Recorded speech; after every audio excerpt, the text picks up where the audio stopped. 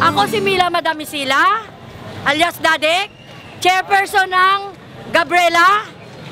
Ang hinihiling lang naman namin sa mayor namin, hindi kami nakikipag-away. Sinungaling si Bernabe! Sinungaling daw si Bernabe, talagang totoo yun, okay yun. Pero wait lang. Tapos, ang sa amin lang naman, itong lupa na to kasi expropriated na to. At saka nagpalabas na sila ng TRO. Bakit kailangan hanggang ngayon wala ang TRO? Anong ginagawa nila? Ginigipit nila? Iniipit? Para ano?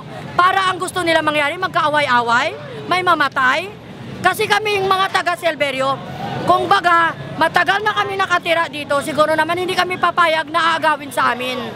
Para lang ibenta ng amin mayor, tsaka Hindrisi. Ngayon, kung kailangan na ibenta niya sa mga tao na taga rito. Kailangan bayaran. Ang pamilya dito, 28,000. At kami ang nagpapakahirap dito sa Silverio. Ngayon kaya nakita nila na maganda na, ganun ang gagawin sa amin. Napunduhan na sila ng 10,189,040 pesos yata. Hindi ako sure, basta ganun.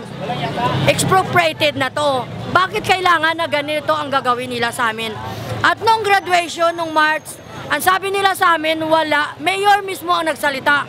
Walang demolition. 3 days after, lumabas ang notice na kami i-demolish dito.